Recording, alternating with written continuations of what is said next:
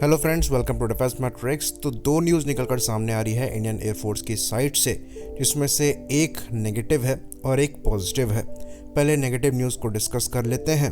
तो Indian air force का एक MiG-21 एयरक्राफ्ट क्रैश हुआ है एक ट्रेनिंग सॉर्टी के दौरान, जिसमें पायलट ने इजेक्ट कर लिया, लेकिन इंजरीज हुई हैं। बहुत बड़ी इंजरीज नहीं है, माइनर इंजरीज है।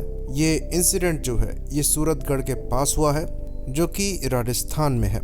तो यहाँ पर जो पायलट है उसकी तो जान बच गई है, लेकिन सिविलियंस जो ग्राउंड पे थे उनकी मौत हो गई है। ये एयरक्राफ्ट एक घर पे गिरा, जिसकी वजह से 3 लोगों की यहाँ पर मौत हो गई। तो ये काफ़ी अनफॉर्चुनेट इंसिडेंट था, मोस्ट प्रोबेबली टेक्निकल इश्यूज की वजह से था। तो पिछले साल भी 2 मेजर एक्सीडेंट हुए थे MiG-21 के, जिनमें 2 इंसिडेंट में 3 पायलट्स की जान गई थी।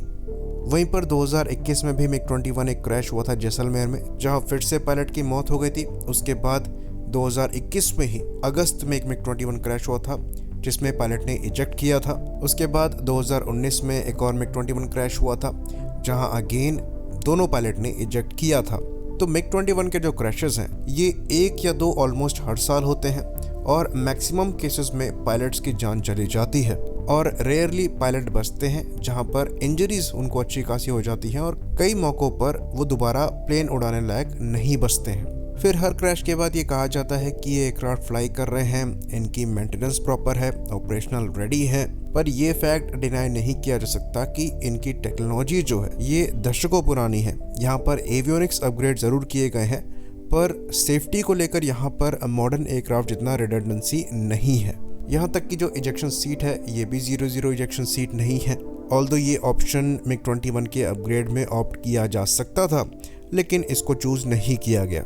अगर चीज़ों को सही से किया जाता तो इन एयरक्राफ्ट को करीबन 2 दशक पहले रिटायर कर दिया जाना चाहिए था, लेकिन चीज़ें खिंचती चली गई। ना इंडियन एयरफोर्स को नए एयरक्राफ्ट मिले और ना ही इनको रिटायर किया गया। अभी करंट की बात करें तो इनके 3 स्क्वाड्रन एक्टिव है। एक स्क्वाड्रन को पिछले साल रिटायर कर दिया गया था, और 2025 तक यानी कि आने वाले 2 सालों में इनको कम्प्लीटली रिटायर कर दिया जाएगा, और LCA-30 Mark 1A से रिप्लेस कर दिया जाएगा, जिनकी डिलीवरी अगले साल से चालू होने वाली है। तो अब यहाँ पर इंतज़ार के सिवा कुछ नहीं किया जा सकता। इनके रिप्लेसमेंट जो है ये अगले साल से ही आना चालू होंगे। तो ये तो थी नेगेटिव न्यूज़। अब बात कर लेते हैं पॉजिटिव न्यूज़ की। तो इंडियन एयरफोर्स को पहला बैच मिला है टाटा द्वारा बनाए जाने वाले ALS-50 लॉइटरिंग म्यूनिशन का, जिसके 100 के अराउंड इंडियन एयरफोर्स ने ऑर्डर किए थे। तो इन UAVs को लैंडसेट UAV की कैटेगरी में डाला जा सकता है। ये वर्टिकली टेक ऑफ करते हैं और मैक्सिमम 100 किलोमीटर पर आवर की स्पीड में फ्लाई कर सकते हैं।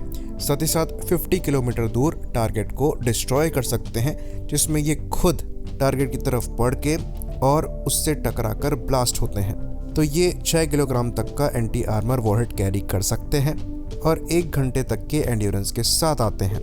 तो रशिया और यूक्रेन की वॉर में ये चीज़ हमने देखी है कि जो रशियन लैंडसेट UAVs हैं जो लॉन्चिंग म्यूनिशन है और सिमिलर परफॉर्मेंस नंबर ऑलमोस्ट देते हैं। अगर कंपेयर किया जाए टाटा ALS-50 से, तो इन्होंने यूक्रेन को अच्छा खासा नुकसान पहुंचाया है। इनके S-300 एयर डिफेंस सिस्टम्स को भी डिस्ट्रॉय किया है, साथ ही साथ इनके कई short range air defence systems को डिस्ट्रॉय किया है। इनकी हाविट्जर्स को डिस्ट्रॉय किया है, जिसमें M777 जैसी हाविट्जर्स शामिल है। साथ ही साथ इनके द्वारा हाइमार्स को निशाना बनाया गया है, और जर्मन जेपार्ड एंटी एयरक्राफ्ट सिस्टम को भी निशाना बनाया गया है। तो ये जो लॉन्चिंग म्यूनिशन है ये एक्चुअली काफ़ी ज़्यादा कारगर साबित हो रहे हैं एक्चुअल वॉर में। सिमिलर चीज़ हमने आर्मीनिया और अजरबैजान की लड़ाई में देखी थी, जहां पर अजरबैजान द्वारा इजरायली हार्पी और हरोप ड्रोन्स यूज़ किए गए थे आर्मीनिया के अगेंस्ट में, और ये ड्रोन भी काफ़ी ज़्यादा इफेक्टिव निकलकर सामने आए थे। तो ये चीज़ हम आपको बता दें कि हार्पी और हरोप जो लॉन्चिंग म्यूनिशन है ये हमारे द्वारा बहुत पहले से ही यूज़ किए जा रहे हैं। डिफरेंस यहाँ पर ALS-50 से उन लॉन्चिंग म्यूनिशन में ये है कि वहाँ पर रेंज बहुत ज़्यादा है। वो 1000 किलोमीटर तक के डिस्टेंस तक टारगेट को डिस्ट्रॉय कर सकते हैं। साथ ही साथ वहाँ पर एंड्योरेंस भी काफ़ी अच्छा है। कहा यह जाता है कि वहाँ पर 6 आवर्स तक का एंड्योरेंस मिल जाता है। तो ये दोनों डिफरेंट कैटेगरी के लॉन्चिंग म्यूनिशंस हैं। बाकी ALS-50 में टारगेटिंग मैकेनिज्म की बात करें तो एक EOIR टरेट दिया गया है, जो कि टारगेट पर नज़र बना के रखता है, और उसी से टारगेट को निशाना बनाकर इन ड्रोन से हिट किया जा सकता है।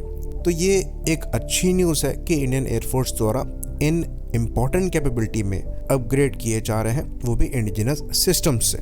आई होप इन्फॉर्मेशन क्लियर रही हो। इसी बात पर इस वीडियो को हम ख़त्म करेंगे। लाइक करिए, सब्सक्राइब करिए। जय हिंद।